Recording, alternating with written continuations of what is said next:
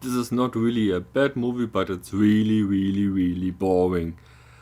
Like, I know when you go online, you see that it's really successful in the United States, but in the United States, about 40% of adults believe in angels, and this is a movie where the Bible is too, so yeah, makes sense.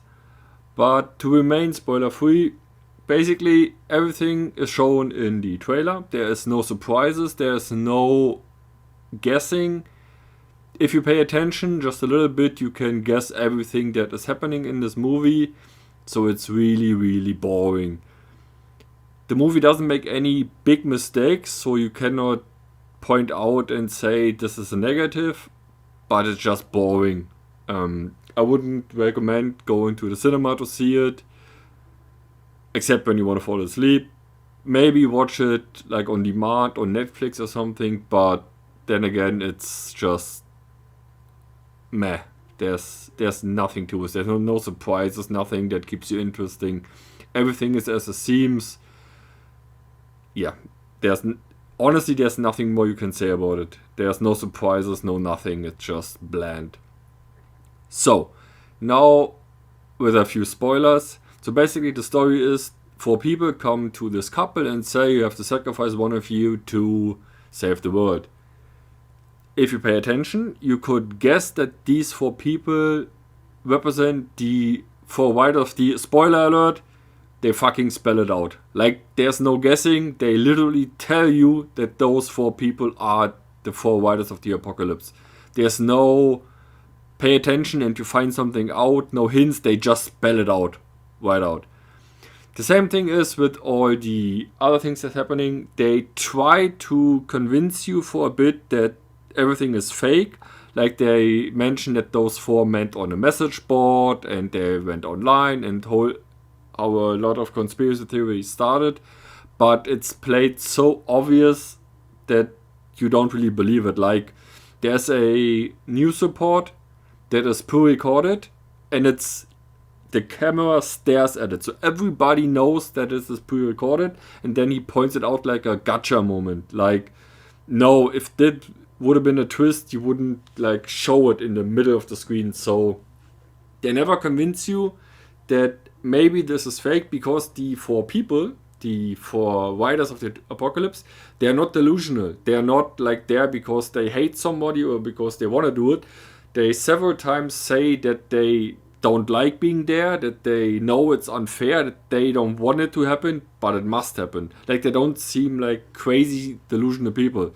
Because the point is that crazy people do not know that they are crazy. And those people are fully aware of what they are doing. So the movie tries to tell you, no, maybe those are not real, but they never come across as not being serious, not being pretty realistic about what they are doing. So the movie goes on and on and on, and the family doesn't want to kill somebody, so all these disaster happens, and at the end it does. What we learn from that is that the German manufacturer Heckler & Koch saved the world because he uses a Heckler & Koch weapon to stop the apocalypse, so big win for us. And yes, that is how you say it, Heckler and Koch, not Koch. There's a video on YouTube that explains that Koch is pronounced Koch, which is complete nonsense. Anyway, back to the movie. Something that doesn't make that much sense is that throughout the movie they try to convince you that those 4 people are just there because they hate gay people and this is a gay couple and they just come there to kill one. It is, sadly, of course, there are people out there who hate gay people and that sucks, but the main actor tries to convince us that everybody hates him. Like, he's probably the most delusional man in this movie. Like, he thinks that the entire world is out to get him. Like, everybody just hates him because they have nothing better to do. It's a bit ridiculous. Like, I don't know. It seems very far-fetched, and he tries to convince everybody that he is hated by everyone. Also, they spill it out with the Riders of the Apocalypse thing, that this is in fact about the Bible, or that is the Christian God, the Christian version of events, which then ponders the following question. If this movie is the Christian God who does all the apocalypse things, that would mean that the Bible is true.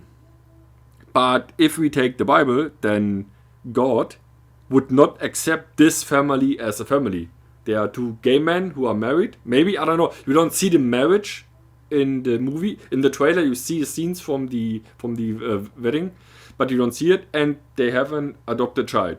So if this is a play on Christian beliefs, then it doesn't make any sense. Because according to Christian beliefs, or to the Bible, one should say, this is not a family.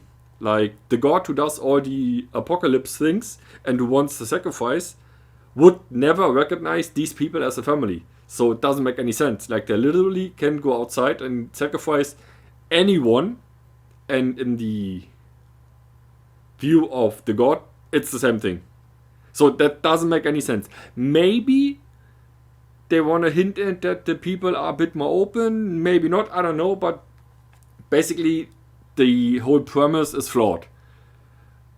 Because if you would say, okay, God wants a sacrifice from a family, then he would choose a family that he recognizes as a family. But by his own words, or by the words in a book that claim to be God's word, he does not recognize those people as a family. So the sacrifice doesn't make any sense.